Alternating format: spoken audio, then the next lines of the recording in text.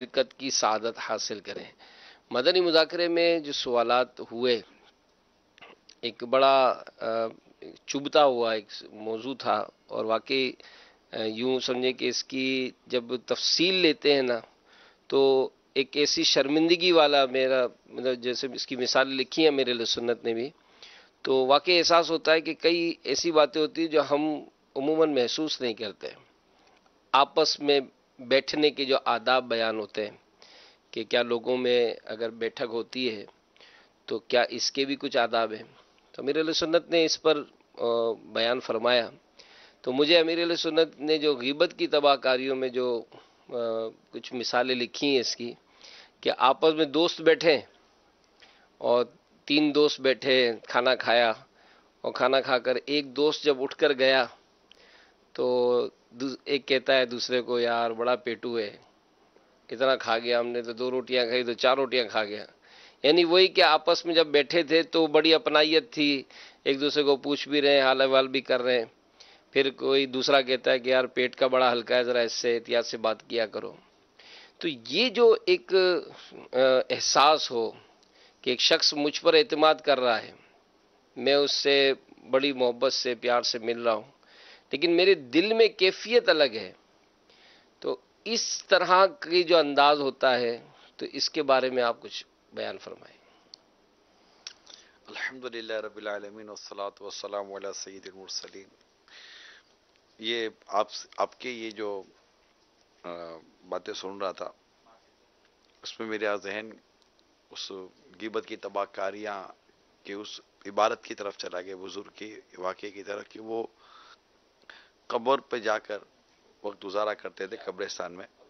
اللہ، تو کسی نے کہا تو فرمایا کہ ان کے ساتھ بیٹھتا ہوں تو عبرت ملتی ہے، جاتا ہوں تو میری غیبت نہیں کرتے۔ کیا بات، کیا بات۔ تو اب یہ جو ہے نا، بڑا نفسا نفسی کا دور ہے، نہ اس سے مبالغہ کریں تو نہ گھر بچے ہوئے ہیں، نہ دفتر بچے ہوئے ہیں، نہ دوستوں کی صحبتیں بچی ہوئی ہیں، اور ایسی صحبتیں بہت کم رہ گئی ہیں، زمین بہت کم رہ گئی ہیں جہاں پر مطلب کہ یہ اصلاح کی اور سبق آموز باتیں ہوتی ہیں۔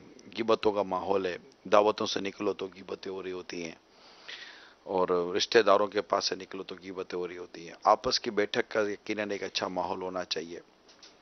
نبی پاک صلی اللہ تعالیٰ علیہ وآلہ وسلم کی جشن ولادت کی ہم خوشیاں منا رہے ہیں۔ میرا اس حوالے سے تمام عاشقان میلاد کو ایک مشورہ دیتا ہوں کہ نبی رحمت صلی اللہ تعالیٰ علیہ وآلہ وسلم کا جو ایک معاشرتی انداز تھا نا، لوگوں سے ملنے کا، صحابہ کرام سے ملنے کا، بات چیت کرنے کا، اس پر غور کریں اور وہ اختیار کریں۔ پھر صحابہ کرام کی مجلس، اپنے وہ حدیث یاد ہوگا مجھے، شاید آپ کو یاد آ جائے، مفتی صاحب تو ماشاءاللہ خود ہی حدیث پڑھاتے ہیں، کہ جس میں صحابہ کرام علیہ رضوان نے وہ آپس میں وہ باتیں کر رہے تھے، حضرت ابراہیم علیہ السلام کی باتیں کر رہے تھے، حضرت موسیٰ علیہ السلام کی باتیں کر رہے تھے، ان کے فضائل بیان کر رہے تھے۔ اچھا، نبی پاک صلی اللہ تعالیٰ علیہ وآلہ وسلم ان کی طرف تشریف لے گئے، لیکن آپ نے خود کو ان صحابہ کرام پر ظاہر نہیں فرمایا۔ اس حدیث میں نبی پاک صلی اللہ تعالیٰ وسلم نے ان پر اپنے آپ کو ظاہر نہیں کیا، اور آپ ان کی باتیں سنتے رہے کہ وہ کیا بات کر رہے تھے۔ کیونکہ اب وہ تذکرہ جب پورا ہو گیا نا، پھر سرکار صلی اللہ تعالی وسلم نے خود کو ان پر ظاہر کیا۔ پھر نبی پاک صلی اللہ تعالی وسلم نے ان انبیاء کرام کی ان فضائل کی تصدیق بھی فرمائی، اور ان کے فضائل بیان کیے، پھر اپنے بارے میں فرمایا کہ میں اللہ کا حبیب ہوں، اور اس طرح مطلب پوری ایک روایت ہے۔ تو اگر آپ اس کی شرح پڑھیں گے نا، تو مفتی احمد یار خان نعیمی رحمۃ اللہ تعالی علیہ نے جو اس کے تحت لکھا ہے، اس میں صحابہ کرام کی بیٹھک اور مجلس کا ذکر کیا ہے، کہ صحابہ کرام علیہ رضوان کی جو بیٹھک اور مجلس تھی، جو بات کرتے تھے، ان میں غیبتیں، چگلیاں اور گناہوں بھری باتیں نہیں ہوتی تھی، وہ نیک باتیں کرتے تھے، اچھی باتیں کرتے تھے۔ دیکھو یہ حدیث کہ اس میں صحابہ کرام انبیاء کرام کے بارے میں بات کر رہے ہیں اور ان کے فضائل بیان کر رہے ہیں۔ تو آپس کی بیٹھک اور آپس کی بات چیت کرنے کا جو ہمارا انداز کیا ہونا چاہیے، حالانکہ نبی پاک صلی اللہ تعالیٰ علیہ وسلم نے جو چوکوں پر یا سڑکوں پر یا یہاں گلیوں میں جو لوگ بیٹھتے ہیں، ان کے بھی آداب بیان کیے ہیں کہ ان کے حقوق ادا کریں، یعنی سڑکوں پر اب گلیوں میں جو بیٹھتے ہیں ان کے بھی حقوق ادا کریں۔ تو آپ ان تمام چیزوں کے حقوق ہیں. علم کی کمی ہے، معلومات کی کمی ہے. پھر جو علم و معلومات رکھتے ہیں نا، ان کی نیکی کی دعوت دینے کی جو سستی ہے نا، اس کا بھی رونا ہے. صحیح. برائی سے منع کرنے کا جو جذبہ کم ہو گیا نا، اس کا بھی رونا ہے. یعنی اچھا خاصا ایک مبلغ یا ایک ایسا اسلامی بھائی جو ان باتوں کو سمجھ رہا ہے کہ یار یہ مجلس میں جو میں بیٹھا ہوں، غیبت ہو رہی ہے، چگلی ہو رہی ہے، تہمت ہے، بہتان ہے، گناہوں بھری باتیں ہو رہی ہیں، تو کہیں کوئی لقمہ دینے کے لیے بھی تیار نہیں ہے، بات چیت ٹوکنے کے لیے تیار نہیں ہے، روکنے کے لیے تیار نہیں ہے، یہ کہہ کر جانے کے لیے بھی تیار نہیں کہ میں آپ میں نہیں بیٹھتا ہوں کہ آپ تو گناہوں بھری باتیں کر رہے ہیں. اللہ. بلکہ وہ انوالو ہے، اس میں مبتلا ہو جاتا ہے. اور اچھا اگر سمجھانا چاہتا ہے تو سمجھانے کا انداز بھی نہیں آتا. تو اگر یہ پورے سسٹم پر غور کرنے کی ضرورت ہے. اگر ہم غور کریں اور ہم میں سے ہر ایک اپنی ذمہ داری سمجھے تو امید کی جا سکتی ہے. اور پھر بات وہی میں لے آؤں گا کہ نیچے سے تربیت ہو، گھر سے تربیت ہو، اپنے بچوں کی تربیت ہو. امیر سنت کے پاس آپ دیکھتے ہیں بچے جمع ہو جاتے ہیں تو آپ فرماتے ہیں، کوئی بچہ ہوتا ہے، کوئی کسی کی بات کرے تو آپ فرماتے ہیں نہیں، غیبت نہیں، نہیں، شکایت نہیں. اس طرح کر کے امیر سنت کی تربیت فرماتے ہیں تو وہ ذہن بن جاتا ہے. اور ذہن بنتا ہے، یہ آپ کو بھی تجربہ ہے، مجھے بھی ہے، مفتی صاحب کو بھی تجربات ہوں گے. ہمارے گھروں میں نابالغ بچوں کی سوچیں بن گئی ہیں کہ اور بالغ کی سوچیں بن گئی ہیں کہ ایک دوسرے کی چیز لینے کے حوالے سے بالغ نابالغ پر ہمارے بچے ڈسکس کر رہے ہیں. جہاں اس موضوع پر بڑوں کی توجہ نہیں ہے، اس موضوع پر ہمارے گھر میں ہمارے بچوں کی توجہ ہے. الحمدللہ. یہ کیوں ہے؟ یہ باتیں سن کر ہو جاتا ہے. اچھا مفتی صاحب، اس میں ایک بات میں نے شاید جھوٹ کی جو روایت، جھوٹ کے حوالے سے جو روایات ہیں اس میں بھی ہے نا کہ جیسے مثال دو آپس میں مل رہے ہیں اور ایک دوسرے سے جھوٹ بول رہا ہے کسی بات پر اور وہ اس کو سچ سمجھ رہا ہے، تو اس کی بھی کافی مذمت آئی ہے. اس کو خیانت سے تعبیر کیا کہ بہت بڑی خیانت ہے کہ تو اپنے بھائی سے بات کچھ کہہ رہا ہے اور وہ تیرے بارے میں کچھ خیال کر رہا ہے، تو کہہ کچھ رہا ہے اس سے. تو یہ بہرحال واقعی بہت بڑی جو ہے وہ ہمارے یہاں بیماری تو ہے کہ بغیر کسی وجہ کے، بغیر شرعی اجازت کے اس طرح کی گفتگو یہ ہوتی ہے کہ ویسے سامنے بہت اچھے بنے ہوئے ہیں لیکن پیچھے جو ہے وہ جیسے وہ گیا ہے کھڑا ہوا ہے اور اس کی برائیاں خرابیاں مفتی شروع صاحب کر دی بلا ہیں. ہے، یہ میں آپ کو عرض کروں یہ بہت بڑی بلا ہے. اب مفتی صاحب آپ غور فرمائیں کہ مثال کے طور پر آپ کہیں بھی کھانے پر بیٹھے ہوئے ہیں اور ہم تینوں مثال کے طور پر کھانے پر بیٹھے ہوئے ہیں، ٹھیک ہے، ہم تینوں کھانا کھا رہے ہیں. آپ کو جس کے بارے میں بات کرنی ہے نا، شرعاً آپ کے پاس اس کی بات کرنے کی اجازت ہے. شرعاً آپ کے پاس اجازت موجود ہے کہ آپ اس کے پیٹھ پیچھے اس کی برائی بیان کر سکتے ہیں جس کی بات کر رہے ہیں. اور وہ برائی بیان کرنے کی جو آپ کے پاس اجازت ہے وہ صرف حاجی امین کے پاس ہے، میرے پاس نہیں ہے. اچھا اب توجہ ہونی چاہیے کہ میں یہاں بیٹھ کر یا کسی کے ساتھ اگر میں کسی کی کمزوری بات کر رہا ہوں، شریعت نے مجھے اجازت دی ہے اس کی کمزور بات کرنے کی، اس کا عیب بیان کرنے کی، لیکن وہ بات مجھے شریعت نے جس کے سامنے اور جتنی کرنے کی دی ہے میں اس کا بھی تو لحاظ رکھوں. ہمارے یہاں تو برملا کھلے بندوں مطلب کہ بیٹھکوں میں اور کھانے پر اور اچھے خاصے مطلب کہ کہلانے والوں کو بھی اگر آپ ان کا جائزہ لیں تو آپ کو وہ بھی محتاط فی الدین نظر آنے والے کم ہی ملیں گے اور یہ غور کرنے والے کم ملیں گے کہ مجھے یہاں بات نہیں کرنی چاہیے. تبصرے کریں گے، کامنٹ پاس کر دیں گے. اور اب مفتی صاحب دسترخوان کہاں رہا، بیٹھک کہاں رہی؟ اب تو آپ کا سوشل میڈیا ہے، اس کے اوپر اب اس سے بڑی مجلسیں کون سی ہوں گی؟ ایک جگہ پر مطلب 200 300 لوگ جمع ہیں ایک پیج کے اوپر، ایک پیج کو لو، ایک روم کو لو، 200 300 لوگ جمع ہیں اور سارے مطلب کہ اپنے طور پر جو کمنٹ آ رہے دے رہے ہیں، ہزاروں کو اپنی اس کے اوپر گواہ کر رہے ہیں. اللہ کی پناہ. یقیناً آپ نے جو شروع میں کہا نا کہ بڑا دل خراش یہ ایک وہ عادت ہمارے معاشرے کی بنی ہوئی ہے اور بہت جلدی اس پر کوئی ہم قابو پا لیں گے اس کی امید بھی لگتی نہیں ہے. یہ تو میں دعوت اسلامی کے مدنی ماحول میں بھی یقین مانے بعض اوقات ہوتا ہے کہ اتنی باتیں سنتے ہیں، اللہ کی رحمت ہے، امیر علیہ سنت کی مدنی مذاکروں میں بھی شرکت کرتے ہیں، لیکن پھر بھی کئی موقعوں پر احساس ہوتا ہے کہ یار یعنی اتنا کچھ ہمیں معلوم ہونے کے بعد بھی ہم نہیں بچ پاتے. تو یہ عوام جو ان چیزوں سے دور بھاگتی ہے تو کیسے ان کا حال ہوگا؟ تو اس پر بھی تو ہمارا ایک ذہن بننا چاہیے. عوام کا تو یہ حال ہے کہ اگر ان کو عوام بالکل نری عوام کی جی جس کی جی بات کرے نا، سد عوام عوام کی اگر بات کریں تو عوام کو اگر کہیں نا، گھر میں بھی اگر کسی کو آپ یوں سمجھائیں تو کہیں گے لے بات نہ کریں، ہاں بات نہ کریں، بات پھر غیبت کرتے ہیں، یہ بھی کوئی غیبت ہوئی، اب وہ جو باؤنڈری کراس کریں گے نا اپنے کو بھاگتے بنے گی. تو یہ علم کی زبردست کمی ہے. بس اللہ ہمارے حال پر رحم فرمائے. مطالعہ کی عادت بنائیں، کتابیں پڑھیں. اللہ کی رحمت، ایک بہت ہی پیاری کتاب غیبت کی تباہ کاریاں، 1800 مثالیں جس میں لکھی گئی ہیں. میں دوبارہ عرض کروں حاجی امین، کتاب سے واقعی فائدہ ہوتا ہے، مگر کتاب سے فائدہ اٹھانے کا بھی ایک بہترین ذریعہ صحبت ہے. بے شک. یعنی کتاب سے پڑھی ہوئی چیزوں سے جو آپ کو فائدہ اٹھانا ہے نا، جب تک وہ صحبت نہیں ملتی نا، کہ جس بزرگ کے پاس یا جس اس طرح کی ایک کسی پرسنالٹی کے ساتھ آپ بیٹھے ہیں اور آپ کو جب دیکھتے ہیں نا کہ یہ کہاں بول رہے ہیں، کہاں رک رہے ہیں، کہاں رجوع کر رہے ہیں، کہاں پر یہ کیا کر رہے ہیں، یہ چیز ہے جو ہمیں سکھا رہی ہوتی ہے. پریکٹیکل دیکھ کر ایک چیز جو سمجھ میں آتی ہے. اچھا، ایک بہت بڑی تعداد ہے جو ہمیں رابطے میں بھی آتی ہے، اور جب کبھی مدنی مذاکرہ ہوتا ہے، سوالات، تاثرات، ان کو آپ کیا ایڈریس کریں گے؟ یہ تو نہیں آ رہے، کہاں ٹائم نہیں ہے ہمارے پاس، وہ اس وقت مدنی چینل پر ہی ہیں. تو اب جیسے بعض مذہبی کہلانے والے بھی بیٹھتے ہیں گیدرنگ میں، لیکن ایسا ظرف کہاں سے لائیں کہ مطلب یہ ہوتا ہے نا کہ وہ ایک پرسنالٹی ایسی اپنی بنا چکے ہوتے ہم کہ کہیں بھی گئے تو ہمارے جانے سے ہی وہ لوگ ذرا محتاط ہو جائیں. اب ایسا بھی نہیں ہے، ہم مذہبی کہلاتے ہیں لیکن پھر بھی اگر کسی ایسے عام پبلک میں بھی جاتے ہیں تو لوگ. کوئی اگر جانتا نہیں ہے نا آپ کو اور آپ جا کر بیٹھ جائیں نا، تو گیٹ اپ ہے نا، یہ لوگوں کو آپ کی طرف متوجہ تو کرتا جی ہوگا.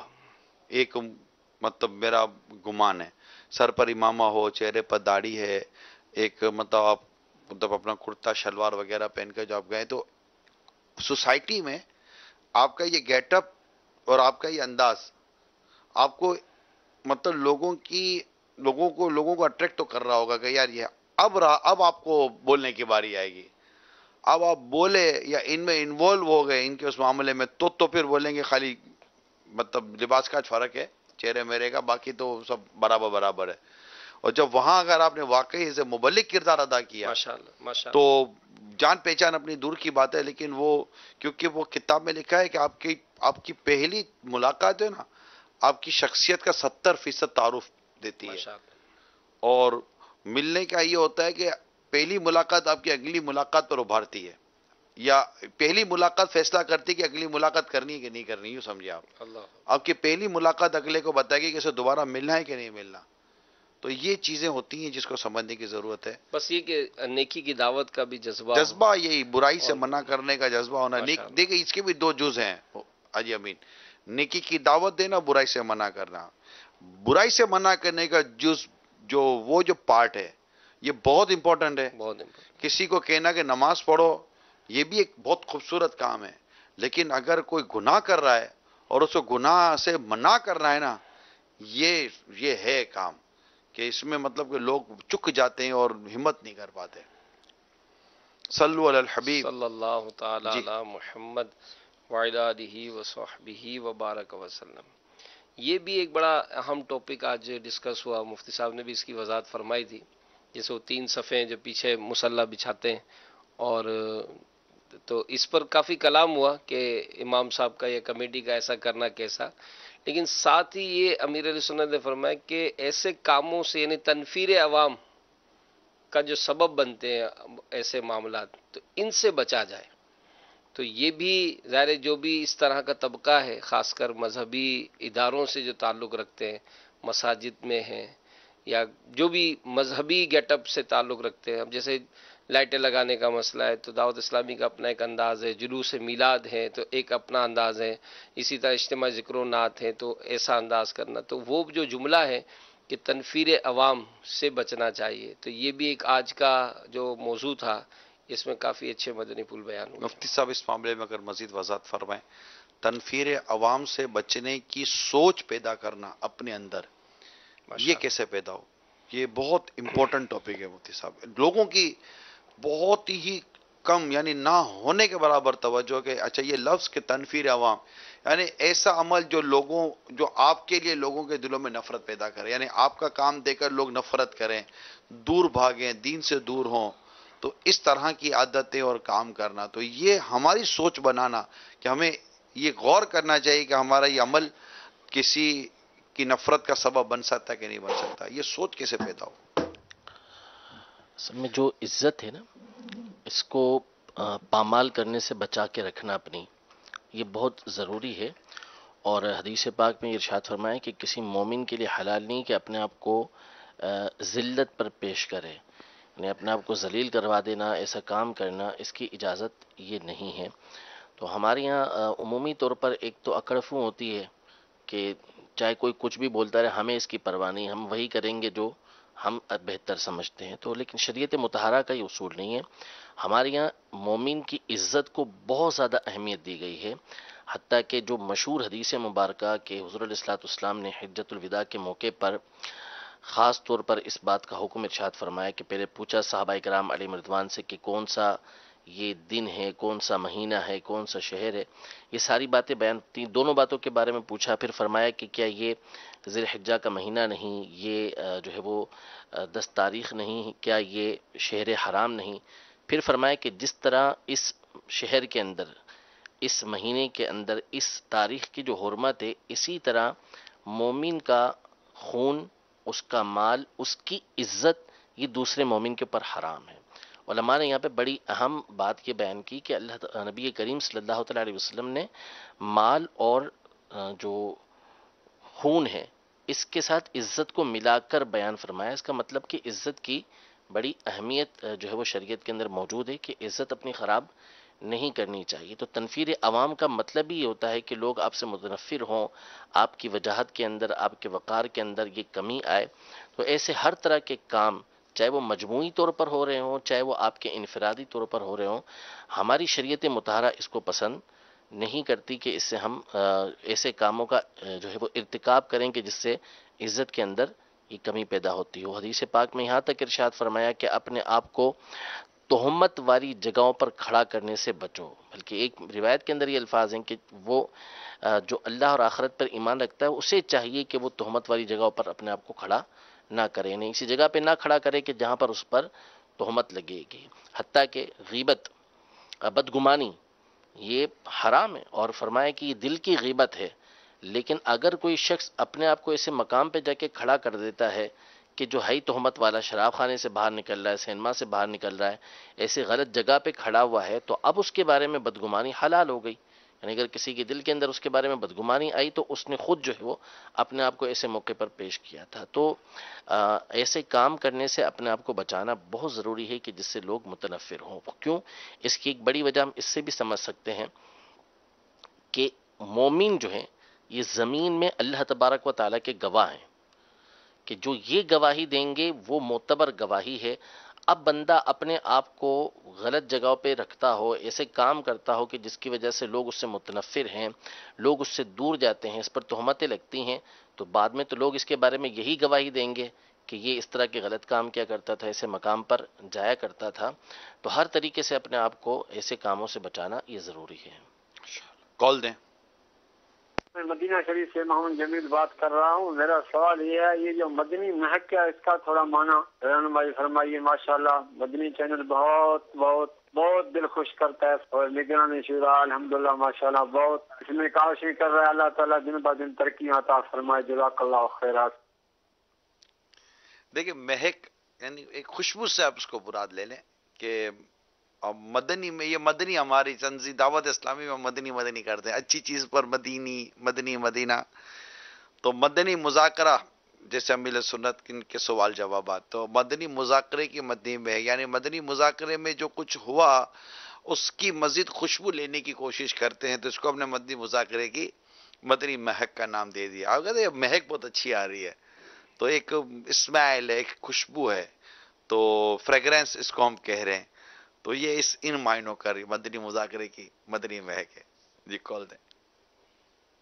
مدنی مذاکرے کی مدنی مہک کے توسل سے اس بات پر کلام فرمائیے کہ عموماً جب فارغ ہوتے ہیں اور اسمارٹ فون ہاتھ میں ہوتا ہے، انٹرنیٹ کی سہولت ہوتی ہے، وائی فائی وغیرہ کی، تو بلا وجہ یوٹیوب کھول کے بیٹھ جاتے ہیں اور اس میں گھماتے رہتے ہیں اور پھر کوئی نہ کوئی چیز دیکھیں گے اور پھر یعنی کہ وہ بغیر سر پیر کی چیزیں بھی دیکھتے ہیں اور پھر کچھ کام کی چیزیں بھی دیکھتے ہیں. اور جیسے مدنی مذاکرہ وغیرہ چل رہا ہوتا ہے یا مدنی چینل بھی دیکھنے کے دوران جب اسمارٹ فون ہاتھ میں ہوتا ہے اور کوئی تھوڑا سا بوریت محسوس ہوتی ہے تو پھر دوبارہ اسی قسم کی معاملات کرتے ہیں. اور بچے تو بہت زیادہ یعنی کہ وہ موقع ڈھونڈتے ہیں، والدین کا موبائل جیسے ہتھے چڑھتا ہے تو یوٹیوب کھول کے اور اپنے مطلب کی چیزیں دیکھنا شروع کر دیتے ہیں. تو مقصد یہ کہنے کا کہ فارغ اوقات میں کیا یعنی کہ کرنا چاہیے، یہ مناسب ہے جیسے اس طرح کرنا؟ اس کے بارے میں کلام فرمائیے. السلام علیکم. وعلیکم السلام ورحمۃ اللہ وبرکاتہ. مفتی صاحب وہ حدیث عربی میں سناتے جوامع الکلیم. من حسن اسلام المرء ترک ما لا یعنیہ، جی مومن کے آدمی کے اسلام میں کی بہترین باتوں میں سے یہ ہے کہ وہ جو اس کے لائق نہیں ہیں یعنی بے معنی چیزیں ہیں ان کو چھوڑ دے، جو نہ اس کی دین کے فائدے میں ہے نہ آخرت کے فائدے میں ہے، ایسے کاموں کو چھوڑنا یہ اسلام کے حسن میں سے ہے. یہ جوامع الکلیم حدیث ہیں، یعنی وہ حدیثیں جن کے بارے میں آتا ہے کہ سرکار صلی اللہ تعالی علیہ وآلہ وسلم کے مختصر سے کلمات ہیں اور ان کے معنی بہت گہرے اور بہت زیادہ ہیں. تو یہ ان روایتوں میں اس روایت کو بھی بیان کیا جائے. اب دیکھیں میں نے حدیث نہیں بیان کی تھی، میں نے صرف مفتی صاحب کو یہ عرض کی کہ جب وہ جوامع الکلیم حدیث بیان کریں. مفتی صاحب فوراً سمجھ گئے کہ وہ حدیث کون سی ہے، کہ یہ بہت خوبصورت ہمیں ایک پیغام ہے کہ جن باتوں میں نہ دنیا کا فائدہ ہے نہ آخرت کا فائدہ ہے ان کو ترک کر دینا، ان کو چھوڑ دینا، یہ کسی انسان کے اسلام کا حسن ہے. اور اس میں بہت کچھ سما گیا. ہمیں دیکھنا ہے کہ ہم یہ کیا کر رہے ہیں. پھر وقت یہ ہمارا سرمایہ ہے، راس المال اس کو کہتے ہیں، کیپٹل کہتے ہیں. تو وہ اس کو ضائع کرنا، یوں سمجھے کہ وقت یہ ہماری سانسیں، یہ ہمارا انویسٹمنٹ ہے، ہمارا سرمایہ ہے. جیسے دنیا میں آپ کے پاس پیسہ ہے تو آپ اپنا پیسہ ایسی جگہ خرچ کرتے ہیں جہاں سے آپ کو بیسٹ ریٹرن ملتا ہو، کوئی آپ کو فائدہ ہوتا ہو، تو وہ ضائع نہیں کرتے آپ پیسوں کو. اسی طرح وقت بھی ضائع نہیں کیا جاتا. وقت تو اتنے امپورٹنٹ ہے کہ پیسہ کمانے کے لیے بھی وقت چاہیے ہوتا ہے. تو جس طرح ہم اپنے پیسوں کو ضائع ہونے سے بچاتے اس طرح اپنے وقت کو ضائع ہونے سے بچائیں. پھر ضائع ہونے سے 2 قدم آگے یہ ہے کہ اپنے وقت کو گناہوں میں صرف کرنے سے بچائیں. تو جب اس طرح اہمیت پیدا ہوگی نا اپنے وقت کی، اپنی سانسوں کی، اپنے اوقات کی، اور یہ یقین ہمارے دل و دماغ میں بالکل راسخ ہو جائے گا، بیٹھ جائے گا نا، اور ہم اس پر بالکل جیسے جم جائیں گے کہ کوئی دوسری زندگی نہیں ہے آخرت کی تیاری کے لیے، صرف یہی زندگی ہے.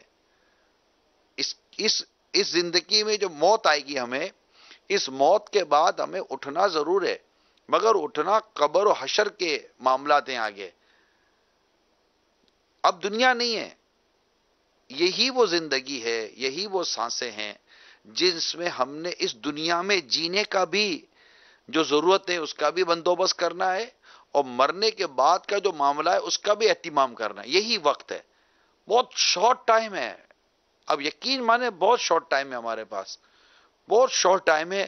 اتنا شارٹ ٹائم ہے کہ ہمیں بھی نہیں پتا کہ کتنا شارٹ ٹائم ہے. سیکنڈز بھی رہ سکتی ہیں ہماری زندگی کی، منٹس بھی ہو سکتی ہے، گھنٹے بھی ہو سکتے ہیں، مہینوں دنوں اور سالوں کا پیریڈ بھی ہو سکتا ہے. We don't know about our life. So why ہم کیوں اپنی زندگی کے نکات کو ویسٹیج کریں؟ تو یہ جو کچھ آپ نے سوال کیا ہے کہ ادھر چلے گئے ادھر چلے گئے، یہ دیکھ رہے ہیں وہ دیکھ رہے ہیں، یہ سب زندگی اور وقت کو برباد کر دینے والا، سرمایہ برباد کر دینے والا. اچھا صحت و تندرستی، آنکھیں، دماغ، دل، ہاتھ، پاؤں، کندھے وندے، یہ کلائیاں شلائیاں، یہ سب ضائع کرنے والی اور نقصان پہنچانے والی چیزیں ہیں. اللہ عقل سلیم دے تو سب انشاءاللہ بہتر ہو جائے گا. سوچتے رہیں، غور کرتے رہیں، اور اپنی بری عادتوں کے لسٹنگ کر لیں اور ایک ایک کر کے اس کو نکالتے رہیں. انشاءاللہ بہتری کی صورت بن جائے گی. کال دیں. ماشاء اللہ، باپا کی نصیحت ہے اور وصیت ہے. مدینہ میرے باپا ہمیں نیکی کی ترغیب بھی دلاتے ہیں اور گناہوں سے بچنے کا ذہن بھی دیتے ہیں، اور الحمدللہ کن کاموں پر کیسی کیسی برکتیں ہیں اس کا بھی بڑا پیارا طریقہ میرے مرشد ہم کو سکھاتے ہیں، بتاتے بھی ہیں. عرض یہ پیارے مفتی صاحب کی بارگاہ میں کہ جو نکاح کے اندر وکیل ہوتے ہیں اور جب بچی کے پاس جاتے ہیں وہ ایجاب و قبول کے لیے، اس دلہن کے پاس تو اس کے صحیح الفاظ کیا ہے، کس طریقے سے ان کو الفاظ بولنا ہے، یہ خلاصہ فرما دیں، جزاک اللہ خیرہ۔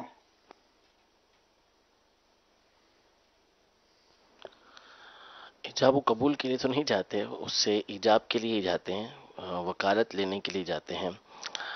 تو ان کے پاس جب جائیں تو اس میں ایک طریقہ تو یہ ہے کہ اگر نکاح خواہ کا معلوم ہے کہ کس نے نکاح پڑھانا ہے تو براہ راست اس کے لیے اجازت لے لیں کہ آپ فلاں قاضی صاحب کو مثال کے طور پر اپنا وکیل بنا دیں کہ وہ فلاں لڑکا جو فلاں کا بیٹا ہے اس سے اتنے مہر کے بدلے آپ کا نکاح کروا دیں۔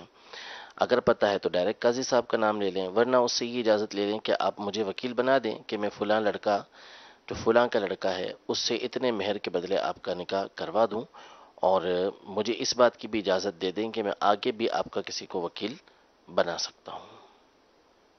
جی کال دیں۔ محمد شہزاد اتاری عرض کر رہا ہوں، ماشاء اللہ مدنی مذاکرے کی مدنی مہک سلسلہ مرحبا، اس حوالے سے مدنی پھول عطا فرمائیے کہ دل کو کیسے قابو کیا جائے، یعنی کہ اس کی وہ جو کہ دل ایک پرندے کی پر کی طرح ہے، تو اس کو سیدھا کیسے کیا جائے، اس پر مدنی پھول عطا فرما دیجئے۔ الٹ پلٹ ہوتا رہتا ہے، قلب کو قلب اسی لیے کہتے ہیں کہ الٹ پلٹ ہوتا رہتا ہے، کیفیت قلب کی بدلتی رہتی ہے۔ اور اب یہ ہے کہ اس میں ذکر اللہ کثرت سے کرنا چاہیے، کہ اللہ کا ذکر کرنے سے ہمارے قلب کو اطمینان نصیب ہوتا ہے، اور شیطانی وسوسوں شیطانی خیالات سے ہمارے قلب کی حفاظت رہتی ہے، اور اسی طرح مطلب کہ بدگمانی سے بچیں، گناہوں سے بچیں، کیونکہ روایت میں دو روایتوں کے میں مضامین عرض کروں گا۔ ایک روایت وہ ہے کہ بدن میں ایک گوشت کا لوتھڑا، اگر وہ درست ہے تو سارا بدن درست ہے، سنو وہ دل ہے، ٹھیک ہے، تو اس کی اصلاح کی طرف توجہ دلائے گی۔ پھر ایک روایت میں فرمایا کہ جب انسان گناہ کرتا ہے تو اس کے دل پر ایک سیاہ نقطہ لگ جاتا ہے، اور جیسے جیسے گناہ کرتا رہے گا وہ نقطہ بڑھتا رہے گا، نقطے لگتے رہیں گے، سیاہ ڈاٹ بلیک ڈاٹ لگتے رہیں گے، اور ایون کہ وہ پھر کالا ہو جاتا ہے۔ اور ایک جگہ لکھا تھا کہ پھر اس کی نشانی یہ ہے کہ اس پر نصیحت اثر نہیں کرتی، یہ اس کی سیاہ کالے ہونے کی یہ علامت ہے، یہ گناہوں کی سیاہی ہے۔ تو ایسا نہیں مطلب یہ لال دل ہے یا مطلب جو بھی ہے، یہ اس کا کلر ہی، اس کی سیاہی کہ اس کے اوپر نصیحت اثر نہیں کرتی، یہ نصیحت قبول نہیں کرتا۔ تو یہ جو چیزیں ہیں، تو اس میں گناہوں سے بچنا ہے، ذکر اللہ کی کثرت کرنی ہے، اور اس طرح کے مطلب کہ کچھ معاملات کو ہم اپنے سامنے رکھیں تو انشاءاللہ قلب سلیم کی نعمت پائیں گے، اور قیامت کے روز اس کے لیے کامیابی ہے جو قلب سلیم یعنی سلامت دل لے کر حاضر ہوا۔ اللہ کریم ہم سب کو قلب سلیم دنیا میں بھی عطا فرمائے، اور یہی قلب سلیم کی نعمت کے ساتھ قیامت کے روز بھی اٹھائی جائیں۔ صلو علی الحبیب صلی اللہ تعالی علی محمد۔ جی کال دیں۔ محمد اصغر بھائی لاہور سے بات کر رہا ہوں۔ میں نے یہ پوچھنا تھا، سوال میرا یہ تھا کہ اللہ تعالیٰ نے قرآن پاک میں فرمایا ہے ان اللہ و ملائکتہ یصلون علی النبی یا ایھا الذین آمنوا صلوا علیہ وسلموا تسلیما، میں اور میرے فرشتے حضور نبی اکرم صلی اللہ علیہ وسلم پر درود و سلام بھیجتے ہیں، اے ایمان والو تم بھی درود و سلام بھیجو تاکہ تم پر رحم کیا جائے۔ میرے پوچھنے کا یہ مقصد تھا کہ ہم تو درود شریف پڑھتے ہیں، اور درود و سلام کیسے بھیجا جاتا ہے؟ برائے مہربانی اس کے متعلق ذرا آگاہ کر دیجیے گا۔ جی مفتی صاحب، اور تم پر رحم کیا جائے، یہ الفاظ نہیں ہیں آیت کے اندر، یہ کہ بے شک اللہ اور اس کے فرشتے یہ اس غیب بتانے والے پر درود بھیجتے ہیں، اے ایمان والو تم بھی ان پر اس غیب بتانے والے پر درود بھیجو اور خوب سلام بھیجو۔ تو بھیجنے کا مطلب یہ ہوتا ہے کہ جب آپ درود پاک پڑھتے ہیں، سلام پڑھتے ہیں، تو یہ حضور علیہ الصلوۃ والسلام پر بھیج رہے ہوتے ہیں۔ یعنی ہر زبان میں اپنے اپنے الفاظ ہوتے ہیں ادائیگی کے، کبھی سلام بھیجنا ہوتا ہے، کبھی سلام کرنا ہوتا ہے۔ تو جب ہم سلام پڑھتے ہیں یا درود پاک پڑھتے ہیں تو یہ نبی کریم صلی اللہ تعالیٰ علیہ وآلہ وسلم کی بارگاہ میں پیش ہوتا ہے۔ اب اس کے پیش ہونے کے مختلف طریقے ہوتے ہیں۔ اعلیٰ حضرت امام اہل سنت رحمۃ اللہ تعالیٰ علیہ نے اس پر تحقیق فرمائی ہے کہ جو ایک مرتبہ درود پاک پڑھتا ہے نبی کریم صلی اللہ علیہ وسلم کی بارگاہ میں وہ 10 مرتبہ پیش ہوتا ہے۔ اور بعض تو وہ ہیں کہ ابھی ہم نے پڑھے بھی نہیں تھے، اس سے پہلے ہی نبی کریم صلی اللہ تعالیٰ علیہ وسلم کی بارگاہ میں وہ ہمارے درود و سلام پیش کر دیے گئے تھے کہ یہ درود پاک پڑھیں گے، اور بعض جو ہے وہ قیامت کے دن اور بعض پیر کے دن، جمعرات کے دن پیش کیے جاتے ہیں. تو 10 مرتبہ ہمارا درود پاک حضور علیہ الصلوۃ والسلام کی بارگاہ میں یہ پیش کیا جاتا ہے، اور اہل محبت کے درود پاک کے بارے میں ارشاد فرمایا کہ میں خود اس کو سنتا ہوں. خاص طور پر ان کے اوپر حضور علیہ الصلوۃ والسلام کی توجہ ہوتی ہے. تو یہ پڑھنا، یہ حضور علیہ الصلوۃ والسلام کی بارگاہ میں صلاۃ والسلام بھیجنا ہی ہے. جی حاجی امین. امیر علیہ سنت کی سیرت میں نیکی کی دعوت عام کرنے کے لیے سفر کرنا یہ ماشاءاللہ ایک معمول رہا، اور ایک بڑی پیاری بات آج آپ نے اسی گفتگو میں فرمائی کہ میں نے کثیر مساجد میں نمازیں ادا کی ہیں. تو ایک بات کا یوں کیا کہ ایک ذہن ہوتا تھا کہ یہ مساجد جو ہے وہ میرے اللہ کے ذکر کی گواہ ہو جائے. تو ہمیں بھی زندگی میں موقع ملتا ہے، لیکن یہ کہ مسجدوں میں جانا اور اللہ کے ذکر کا گواہ کرنا، جیسے اب تک تو ایک ذہن یہ ہوتا تھا کہ کسی مسجد میں گئے تو مسجد میں فرض کے بعد پیچھے آ گئے کہ جناب مختلف مقامات پر ہم نمازیں پڑھتے ہیں تو وہ جگہیں گواہ ہو جائیں گی. تو ایک ذہن بن رہا تھا کہ یہ بھی ایک اللہ کرے کہ سوچ بنے کہ مختلف مساجد میں بھی ہم سفر کریں کہ اور جائیں. علاقے میں کئی مسجدیں ہوتی ہیں، لیکن بعض اوقات اس نیتوں سے مفتی صاحب اگر جانا، اور مساجد میں ہوتا ہے بعض مسجدوں میں ہم نہیں جا پاتے، علاقے کئی ایسی مساجد ہوتی ہیں، تو اس میں اگر خصوصی اہتمام کے ساتھ اس طرح سے جانے کا ایک ذہن بنائیں. اجازت نہیں ہے اس کی. 3 مسجدیں ہیں جس کی طرف باقاعدہ کجاوے کسے جاتے ہیں، یعنی خاص نماز پڑھنے کے لیے. اس حدیث کی شرح یہی ہے کہ 3 مساجد کی طرف ہی جو ہے وہ کجاوے کسے جائیں گے، یعنی اس کی طرف سفر کیا جائے گا. مسجد حرام، مسجد نبوی اور مسجد اقصی، اور اس کے علاوہ دیگر جو احادیث ہیں اس کی روشنی میں مسجد قبا. تو یہ اس کی تشریح یہ ہے کہ خاص نماز کی فضیلت کو سمجھتے ہوئے کوئی جو ہے وہ اس مسجد میں نماز پڑھنے کے لیے جائے کہ وہاں پر ثواب زیادہ ملے گا. ہاں کوئی اور وجہ بنتی ہے، جیسے آپ نیکی کی دعوت کے حوالے سے بات کر رہے ہیں، تو نیکی کی دعوت کے لیے جاتا ہے یا علم دین کے حصول کے لیے جاتا ہے. جیسے استاد کی مسجد کے بارے میں بیان کیا کہ وہاں نماز پڑھنا افضل ہے، اس لیے کہ استاد کے پاس بیٹھے گا تو کچھ نہ کچھ علم کی باتیں اس کو حاصل ہوں گی. تو کوئی اور وجہ ہو تو اس بنیاد پر تو جا سکتا ہے، لیکن خاص نماز پڑھنے کے لیے اس مقام پر جائے، سفر اختیار کرے، اس کی اجازت نہیں ہے، اس کی ممانعت ہے. دعوت اسلامی کے مدنی ماحول میں اینیمیٹڈ جو خاکے بنتے ہیں، اور ماشاءاللہ جس طرح ایک اس کے فوائد نظر آئے، اور بھی مختلف سوشل میڈیا نے، تو میں چاہوں گا کچھ تعارف کرائے آج. کس کا؟ یہ اینیمیٹڈ خاکے اور دیگر جو نیکی کی دعوت کے جو سلسلے ہوتے ہیں، کیونکہ آج جس طرح ایک خاکے کا جو امیر علیہ سنت نے جو تفصیل بیان فرمائی، تو اب تک میں نے نہیں دیکھا ہے وہ، مطلب مجھے وہ ہوا کہ اس کا ایک معلومات ہونی چاہیے. یہ ہمارے سوشل میڈیا پر ہوتے ہیں، جی. اور اس کی میرا خیال ہے شاید اپلیکیشن ہے. اچھا. اور مدنی خاکوں کی اس پر غالباً ہو سکتا ہے یہ اپڈیٹ ہوتے ہوں گے. تو جو یہ اسمارٹ فون جیسا بھی کہہ رہے تھے ہمارے حضرت، تو اسمارٹ فون پر یہ چیزیں دستیاب ہو سکتی ہیں، نمبر 1. دوسرا ہے کہ ظاہر ہے کہ وہ اجمین ضرورت ایجاد کی ماں ہے. اب وہ جب ہمیں کہتے ہیں نارملی چینل کی جب تباہیاں سامنے آئی تو مدنی چینل آیا، ایجوکیشن سیکٹر کی تباہیاں سامنے آئی تو دارالمدینہ آیا. تو اس طرح مختلف چیزوں کے سامنے مختلف چیزیں آتی چلی گئیں. اب اسی طرح یہ بچوں کے مستقبل سے کھیلنے والی کارٹون اور اینیمیٹڈ چیزیں جب سامنے آئیں تو شریعت کی اجازت کی روشنی میں دعوت اسلامی نے اس طرف بھی قدم اٹھائے. ابھی 2D میں الگ بنتا ہے، 3D میں الگ بنتا ہے، یہ اس کی اپنی اپنی اصطلاحات ہیں، ٹرمینالوجی الگ الگ ہیں اس کی. تو یہ الگ الگ ہیں، تو یہ سب بنتے ہیں، لیکن بہت ٹائم لگتا ہے اس میں، ایک بننے میں بہت ٹائم لگتا ہے. تو ہاں آپ اسٹاف بڑھا دیں، مشین بڑھا دیں تو پھر جلدی بن جاتے ہیں، لیکن اس کے لیے اخراجات بہت زیادہ ہیں. نہیں ماشاءاللہ، یہ جیسے تو اینیمیٹڈ خاکے میں غلام رسول کا اصل میں 2 الگ ہیں. یہ جو امیر سنت نے فرمایا نا، وہ نہیں، وہ اور فارمیٹ پہ بنتے ہیں. اچھا. جو غلام رسول والا جو ہے نا، فیضان بھائی اور غلام رسول، یہ الگ فارمیٹ پر ہیں. یہ ایک یوں سمجھے کہ یہ اگر ان کی لینگویج میں کہیں تو ایک 2D فارمیٹ پر ایک 3D فارمیٹ پر ہے. بعض جلدی بن جاتے ہیں، بعض دیر سے بن جاتے ہیں. تو اب جیسے وہ درخت کا ہوا تو درخت میں سے منہ بنا دیا، پیچھے سے آواز آ گئی، تو اس میں کوئی اتنا بہت زیادہ مطلب کہ اس میں اتنا ٹائم نہیں لگتا اور اس میں سرمایہ بھی اتنا زیادہ نہیں لگتا. لیکن وہ جو اینیمیٹڈ چیزیں نا، اس میں وقت بھی لگتا ہے، سرمایہ بھی لگتا ہے، اس کے ایک رینڈر ٹائمنگ بھی زیادہ ہوتا ہے. یہ سب اندر کے ایک ڈسکشنز ہیں، وہ ہوتا ہے. تو ہم نے کئی دفعہ مشورے کیے کہ بڑھائیں، لیکن ایک تو اسپیس جگہ چاہیے ہمارے. اب آپ کو پتہ ہے کہاں فیضان مدینہ میں مطلب جگہوں کا بھی ایک ہمارے پاس ایک مسئلہ ہے کہ کام زیادہ اور جگہ کم.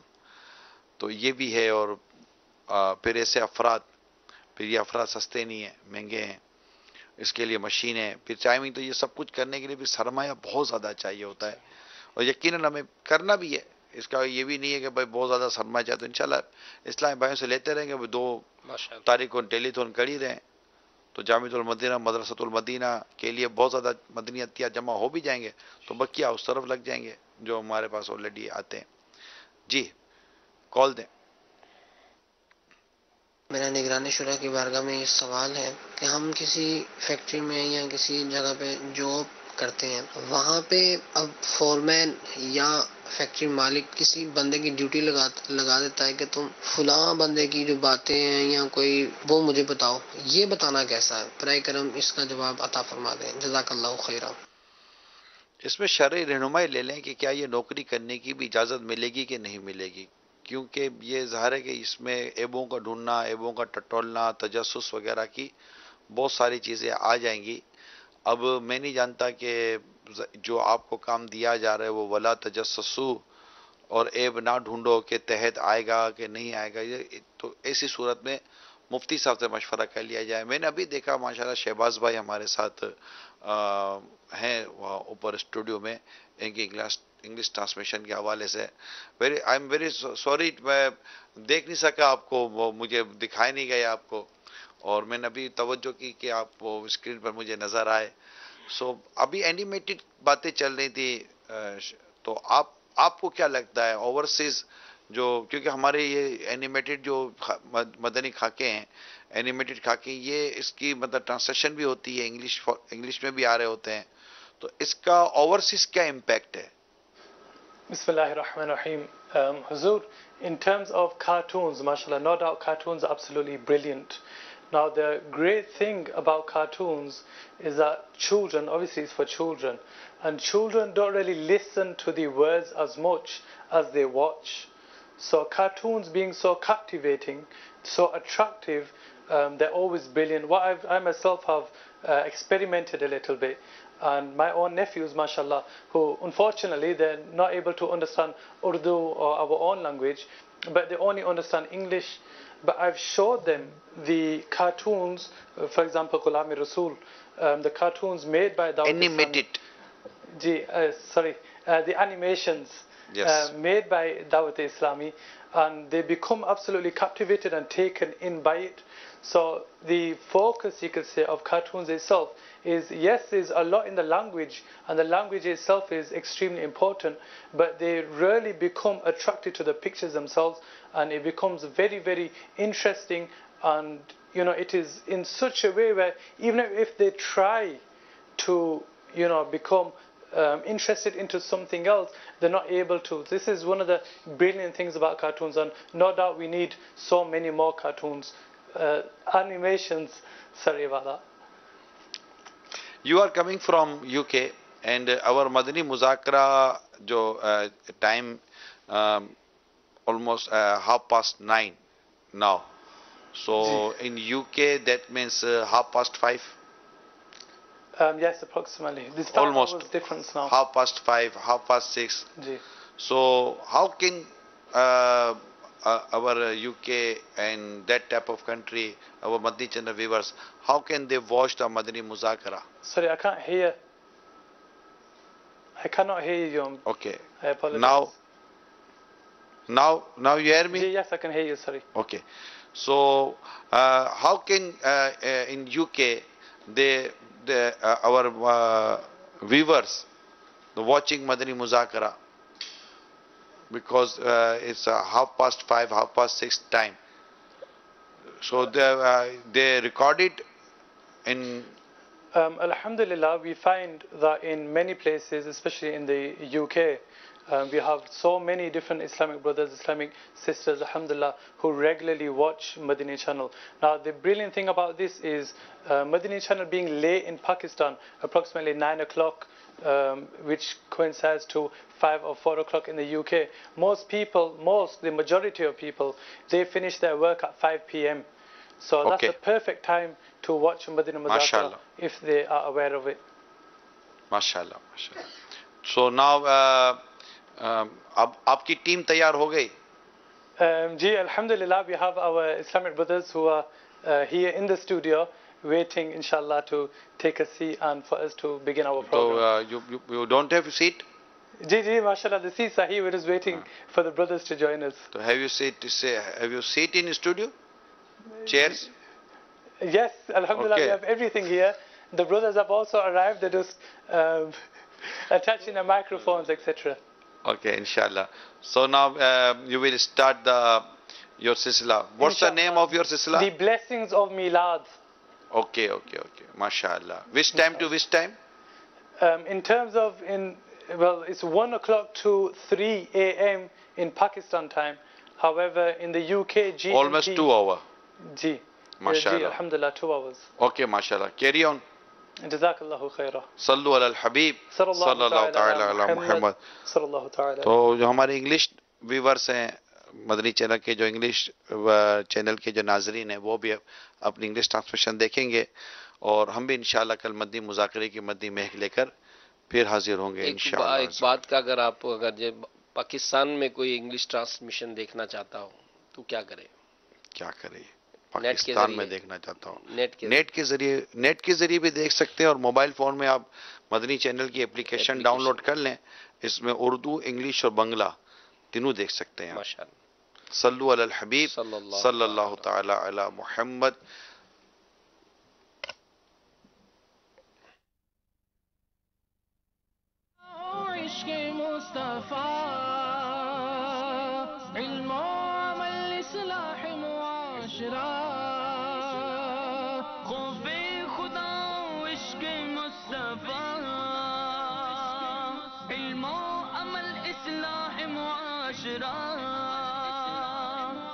فقہ ہے شریعت و طریقت کا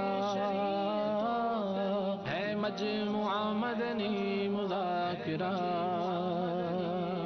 ہے مجموعہ مدنی مذاکرہ، مدنی مذاکرہ، مدنی مذاکرہ. عائشہ